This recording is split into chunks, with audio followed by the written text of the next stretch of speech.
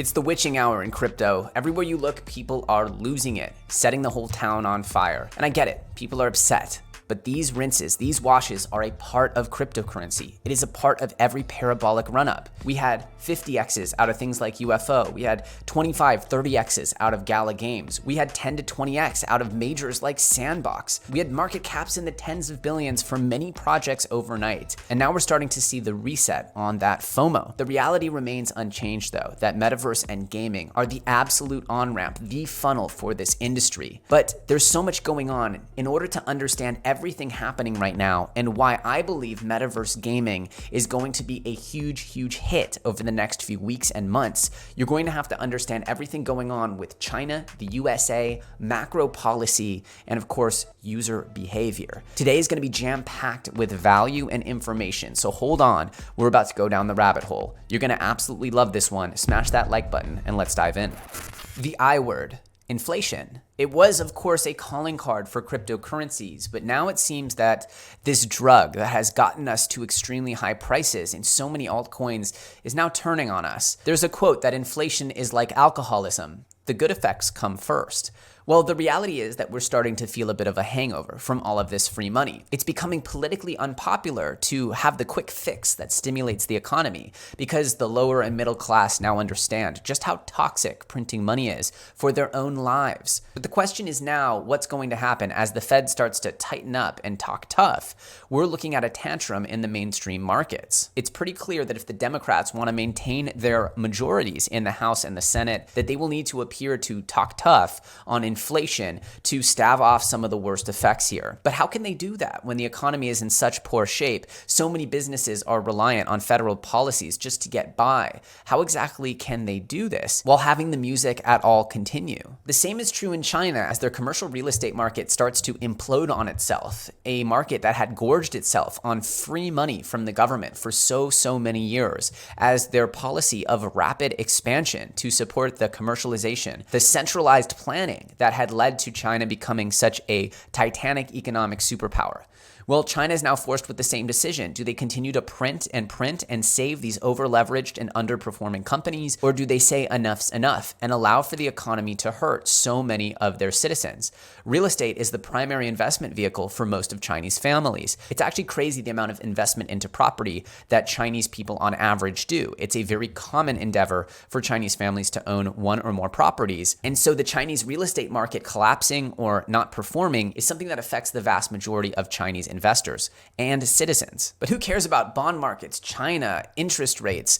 I want to know why my crypto number went down, and I want to know when it's going to go back up again, or if I should just be cutting ties to this whole industry. And I'm going to walk you through what I think is a sensible approach to this market and where we're at right now, because I believe that the decisions that people make over the next few weeks will either allow them to set up properly for the next wave or get completely sidelined for an indefinite amount of time. Now, there's actually an extremely informative article I encourage all of you guys to read. This was actually from Arthur Hayes, who created BitMEX, the first derivatives exchange in crypto. Obviously, he's had some legal troubles, and me covering this article is in no way vouching or commenting on Arthur Hayes, the person. However, his insights into the global economic climate are absolutely fantastic, and I think his conclusions are the ones that I absolutely agree with. I'm not going to make you go through this whole article. I'm going to break down the TLDR here, which applies to people in three different categories. The first category is people that were potentially going to put more fiat currency into crypto. The question is, should I be buying the dip, as we say so often here in cryptocurrency, because this is just a normal dip in a bull market? Should I be allocating all my fiat at lower prices right now? Or is crypto now beginning a longer bearish trend? Am I now buying things before I really see what goes on? The second camp of people, which I think most of you out there in the audience would fall into, is the people who are just looking to maintain their macro crypto exposure. And the question is, how do we do that? And what is the best way to do that? Now, the third camp is for people looking to extract value from crypto to fiat.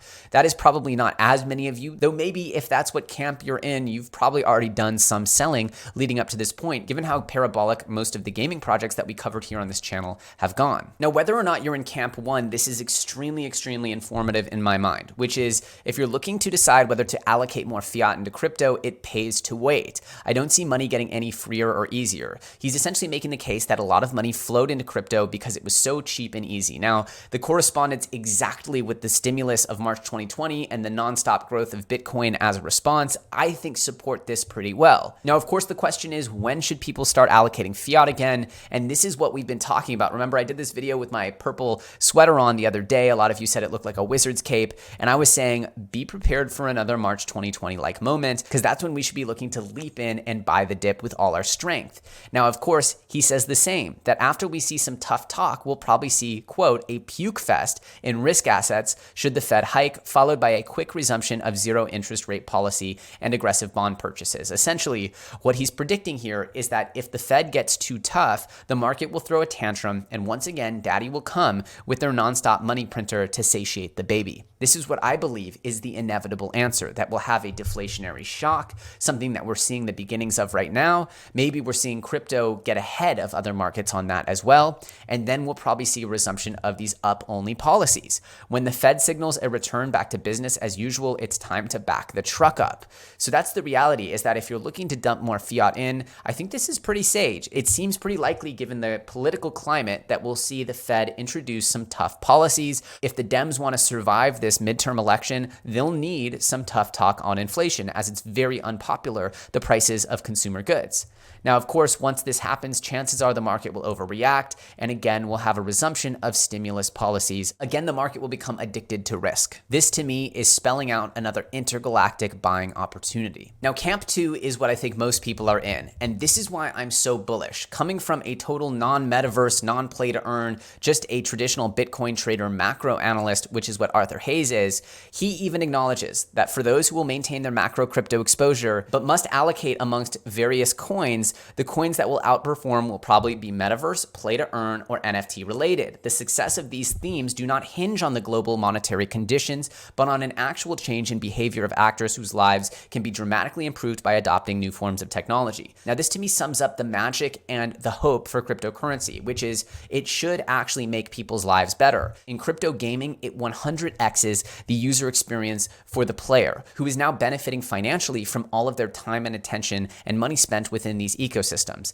It also is a self-contained world, a self-contained economy that shouldn't hinge in any way on the macro conditions, on Bitcoin, but rather the experience and the emotional connection that people have with the games. This is what's so important, and what is so different about Metaverse and play to earn is that games have intrinsic value, and the value that you derive from these ecosystems will also have intrinsic value that is not tied to number go up of Bitcoin. What we saw during this gaming bubble we just experienced was that massive FOMO for this new tech, and people just realizing how powerful it is drove valuations crazy. But the actual adoption of that tech, people playing the games, which is happening bit by bit, is going to power an absolute change in behavior. And that's why I believe that these coins are actually going to perform extremely well during this dip, during this bearish period. So I'm looking to see things cool off a little bit more in play to earn, and then I'm going to be looking to set up positions for the next few years. Positions I believe will see incredible growth, not just in 2022,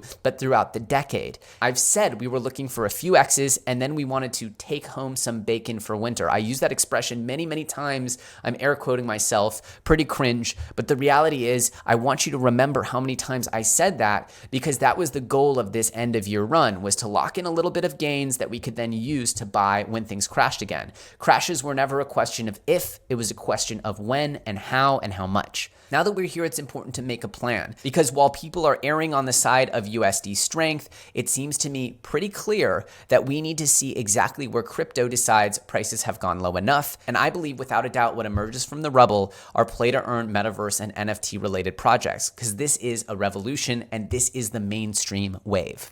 Make no mistake, no one likes losing money. It absolutely sucks. But when you see fear and toxicity and tons of salt on the timeline, it usually means that things are getting pretty bad. And it usually means that things are close to bottoming. The reality is this level of toxicity is nowhere nowhere close to as bad as it was at the beginning of the bear market in 2018. There was still so much optimism. And in my opinion, the growth of Metaverse play to earn and gaming is something that the crypto industry has absolutely never seen before and will carry the industry to an entirely new and more sustainable place. Now, what does that mean for the short term? Well, I'm not making any huge moves. I do believe there might be a little bit more bleed in play to earn because there was just so much gains, and those coins still are sitting on some gains from as recently as just a few weeks ago. So the reality is that there might be some profit taking in that sector, but as soon as this market starts to level out, I'm going to be looking to make some big bites out of play to earn economies, gaming and metaverse economies that I believe will be durable for the future. And I'm also planning to sit on these positions for a significant amount of time or until the market gets ridiculously, insanely overheated like we saw just recently. Now again, these crashes are part of the parabolic nature of crypto. If you don't believe in this industry and you don't think you have the conviction to hold through these tough times or to accumulate,